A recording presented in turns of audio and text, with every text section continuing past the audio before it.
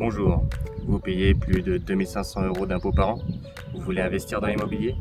Eh bien débrouillez-vous, j'ai autre chose à faire, j'ai un camion à aménager.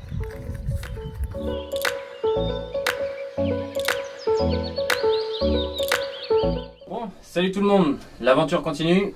On continue aussi sur les panneaux solaires. Donc dans la vidéo précédente, ce que vous avez vu, c'est l'installation sur le toit. Je vous rappelle, 3 panneaux là, c'est branché en série, ça se rejoint en parallèle. En haut, j'ai mis un passe-toit. Donc c'est une sorte de boîte qu'on vient coller sur le toit et qu'on silicone pour faire l'étanchéité. Et on vient faire passer les 2 câbles qui redescendent ici. J'ai percé un trou. Et pour l'étanchéité, hop, voilà, vous passez vos câbles. En plus de la boîte, vous avez ça. Check, je dévisse, je vous montre. Il y a un caoutchouc là-dedans. Vous mettez ça sur votre câble. Le câble, vous faites passer là. Vous serrez et ça vient serrer le câble et c'est étanche. Les câbles des panneaux solaires, du coup, ils passent là. Ils sont descendus là. On les fait passer par un passe-câble. Ça passe par les toilettes et ça va jusqu'au système solaire qui est derrière dans les placards à l'entrée. On va vous montrer tout ça. Donc là, on arrive aux toilettes. C'est pas pour parler des toilettes, c'est pour parler des batteries. D'ailleurs, pour les branchements des batteries, vu que c'est un endroit assez confiné, on vous mettra un petit schéma. Vas-y, viens, je vais montrer. Donc voilà comment j'ai fait. Dans le camion, il n'y avait que cet endroit-là où les batteries passaient. Parce qu'il faut savoir que les batteries doivent être au plus près du chargeur solaire. C'est comme ça que ça marche le mieux. Moins il y a de distance, plus ça rechargera vite, mieux ça fonctionnera. Et il est juste derrière, on vous montre après. Donc voilà comment j'ai installé les batteries. On a 4 batteries gel de 220 ampères. C'est des batteries de 12 volts que j'ai branchées en série. Donc ça me fait une sortie en 48 volts. Chaque batterie est espacée de 1 cm. Vous ne pouvez pas voir avec le tasseau, mais elles sont espacées pour que l'air puisse circuler. L'air circule aussi au-dessus. Il y a une aération qui avait d'origine dans les toilettes dont je me sers pour ventiler les batteries. Il faut que ça ventile une batterie, il ne faut pas que ce soit un endroit tout enfermé. Il faut qu'il y ait de l'air à circuler, ça peut arriver que ça chauffe, donc c'est mieux que ce soit ventilé. Donc pour mieux vous expliquer comment ça va se passer dans le placard, quand on branche des batteries en série, pour avoir le 48 volts, on prend le moins au bout de la première batterie. Donc celle-là, j'ai pris le moins là, le câble ici, il va de l'autre côté, je vous montrerai, et le plus de la dernière batterie. Vous pouvez pas voir, elle est dessous les toilettes.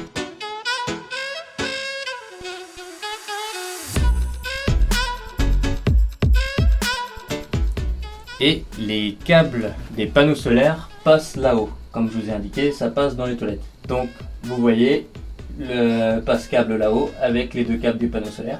Et là on va arriver au placard de l'autre côté. C'est parti! Donc je vais vous présenter les différents appareils.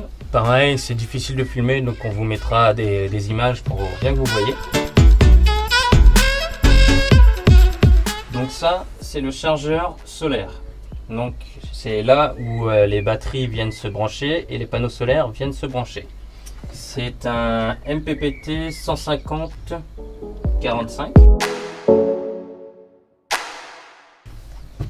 À quoi ça correspond exactement, je pourrais pas vous dire. C'est ce qu'on m'a conseillé, donc je suis les professionnels.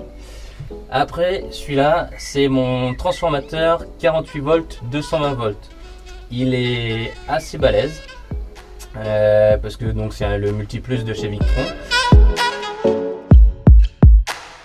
Il est assez puissant si on a beaucoup d'appareils électriques en fonction.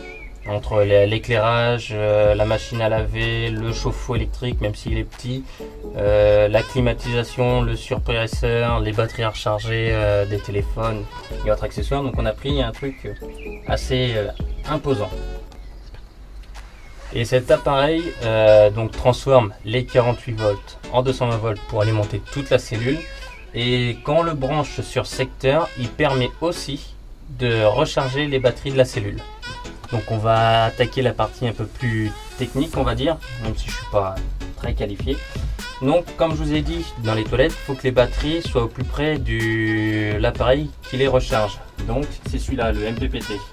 C'est celui-là qui va être au plus près des batteries. Il y a un ordre de branchement sur cet appareil-là. Donc on met les batteries qu'on vient d'abord en fixer en premier sur le MPPT et ensuite on vient brancher les panneaux solaires. Les branchements ne sont pas compliqués, c'est marqué devant, plus, moins, plus, moins.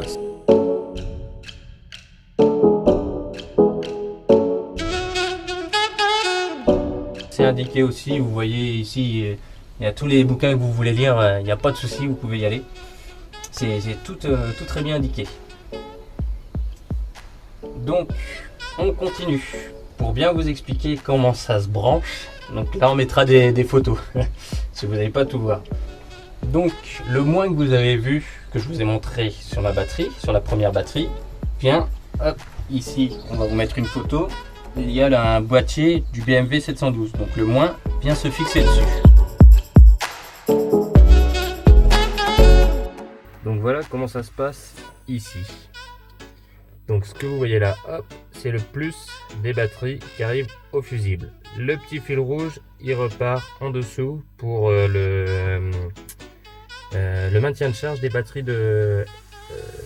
pour le maintien de charge des batteries moteurs. Ici, c'est mon moins que je vous ai montré dans les toilettes au bout des batteries qui vient se brancher sur le BMW 712. Le petit fil rouge que vous voyez là qui repart est branché sur le fil plus de la batterie. Ici, ça m'est sorti en moins. Donc là, vous voyez le moins qui va au MPPT et le moins qui va au multiplus. Le fil bleu, c'est pareil, c'est celui qui va au maintien de charge des batteries de démarrage. Le petit fil gris avec la bobine là, c'est celui qui va sur le boîtier pour la lecture des informations du BMW 712. Et à partir de ce boîtier là, tous les autres moins qu'on va avoir besoin, que ce soit pour brancher sur le transformateur, j'en ai pris un autre pour aller sur mon maintien de charge des batteries de démarrage, on vient les prendre après le BMW 712. Comme ça nous indique la consommation. Donc le moins vient se brancher sur le BMW 712, on prend un autre moins qu'on vient relier sur le boîtier MPPT. Le plus, c'est différent. Le plus, on prend le plus de la batterie et on vient le brancher directement sur le MPPT. Donc là, les batteries sont reliées au chargeur et là, vos batteries vont être chargées. Le chargement va commencer. Il y a les lumières qui indiquent au bout si ça charge, si c'est chargé ou s'il y a un problème. Et sinon, vous pouvez aller voir sur l'application. Si vous trouvez qu'il y a un souci, l'application vous dira aussi s'il y a un souci ou si ça charge bien. Maintenant, on passe au multiplus. Donc, le multiplus, on va commencer. Donc, le moins, comme je vous ai dit, on prend le moins après le MPPT. Hop, on vient le brancher, c'est marqué moins ici. Pas compliqué. Le plus, c'est autre chose. On reprend le plus sur la dernière batterie. Le même endroit qu'on a pris pour le MPPT. On reprend un câble sur cette borne là. On l'emmène jusqu'au fusible que vous voyez sûrement au fond. On vous mettra aussi une image.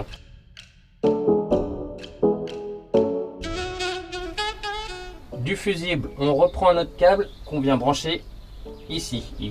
C'est un fusible, je ne sais plus l'ampérage, on vous l'indiquera. Et donc, on reprend un câble. On vient se brancher là.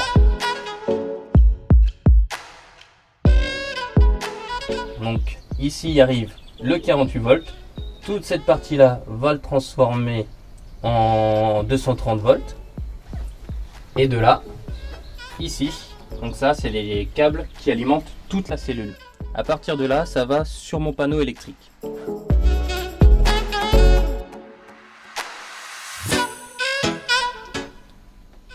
Et les câbles que vous voyez juste à côté, c'est les câbles qui servent quand on se branche sur secteur. Je vais vous expliquer d'autres choses un peu plus complexes où je me suis trompé au début dans les explications. Hop. Le fil que vous voyez là, c'est le fil qui allait sur le transformateur 380-220 volts. Donc moi je pensais me reprendre directement sur celui-là parce que j'étais persuadé que quand il se branchait, le courant allait sur le transformateur et après aller au panneau électrique. Alors que non, pas du tout. Pas du tout, ça fonctionne pas comme ça. ça allait d'abord au panneau électrique et ça revenait ici. Donc ce câble là, je le garde, je l'ai mis de la gaine thermo pour éviter que ça fasse contact. Et je vais sûrement mettre une prise parce que mon transformateur dégage beaucoup de chaleur. Donc il y avait une aération en bas. J'ai fait 2 aérations en haut. Il y a un ventilo pour quand ça chauffe. Mais j'ai l'impression, on va bien voir cet été, parce que dès que ça consomme beaucoup d'énergie, il se met bien à chauffer. Et il me reste une ventile, je vais vous montrer. J'arrive. Donc il me reste des ventilations, c'était les ventilations qu'il y avait dans le sas entre le secrétariat et le médecin. C'était aéré, donc je les ai gardées.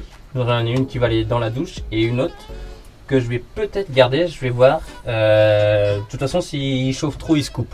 Donc si je vois que cet été, quand la clim tourne et d'autres trucs, il vient couper parce qu'il chauffe trop, j'installerai une ventilation pour bien ventiler tout ce système-là. Donc maintenant qu'on a parlé de ces deux appareils là, je vais vous parler vite fait du BMW 712. Donc comme je vous ai expliqué, il y a les moins qui passent par ce boîtier là que je vous montrerai en photo. Et il y a un tout petit câble plus qu'on vient brancher sur la dernière borne plus de l'ensemble des batteries pour l'alimenter, et il faut un plus et un moins pour qu'il soit alimenté. Et après vous avez un câble comme celui-là. Voilà, c'est une prise. Il y a une prise sur le BMW 712, vous l'encliquez et toutes les informations sont envoyées sur ce petit boîtier là et sur l'application aussi. On va passer en dessous parce que je voudrais vous expliquer du coup d'où vient ce fil là et d'où vient ce fil là. Tout se passe en dessous. Donc nous voilà en bas. Si vous vous rappelez, avant qu'il y ait les panneaux solaires, il devait tirer la rallonge, brancher ce fil là sur la rallonge et à partir du disjoncteur, ça alimentait toute la cellule. Donc ce que j'ai fait, c'est que j'ai pris le fil qui allait dans la cellule à partir du disjoncteur pour me brancher directement sur le multiplus. Et comme ça alimente directement toute ma cellule. Comme il faisait avant, au lieu de me brancher là-dessus, c'est directement sur le multiplus. Mais pour pouvoir avoir de l'électricité quand je me branche sur le secteur, j'ai repris un câble que j'ai rebranché sur mon disjoncteur. J'ai repris un câble, je l'ai branché là, je l'ai fait poursuivre, passer dans les passes câbles ici, remonter, et c'est le premier câble que vous voyez sur le multiplus. Si vous vous rappelez, l'arrivée quand je suis branché sur secteur et la sortie qui alimente toute la cellule. Ici, vous pouvez voir la prise terre. Il y avait une prise terre d'origine avec, hop, je vais essayer de la sortir. Hop, voilà, donc ça c'est un piquet que vous plantez dans la terre qui est relié au disjoncteur. Moi je vais le reprendre, j'avais pas encore fait ça, j'y ai pensé après malheureusement. Il y a sur le multiplus un emplacement prévu pour la prise terre. Donc de temps en temps je brancherai le véhicule à la terre pour enlever tout ce qui est électricité statique qu'il peut y avoir accumulé dans le multiplus. Ici il y avait le chargeur de batterie de démarrage, donc il a cramé. Alors je vais vous expliquer les branchements. Cela, vous voyez, c'est la sortie, donc ça c'est le moins, le plus des batteries de démarrage.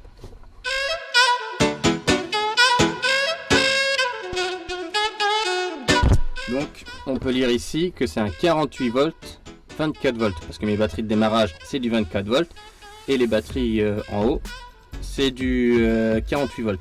Donc là c'est mes batteries de cellules qui arrivent ici, c'est transformé en 24 volts et ça ressort là. Cela, le remote, c'est pour le bouton. J'ai mis un bouton parce que quand je démarre le véhicule, pour éviter que l'alternateur fasse un retour ici ou qu'il y ait des soucis électriques, je coupe le circuit. Le système solaire ne recharge plus du tout mes batteries de démarrage. Ça, le câble que vous voyez ici, c'est pareil, je vais mettre une prise parce que c'est à l'origine c'était rechargé en 220 volts, donc ça vient du tableau électrique. Ce câble là vient du tableau électrique et il y a du 220 volts ici. J'ai déjà une prise là-haut, mais je vais rajouter une prise en bas.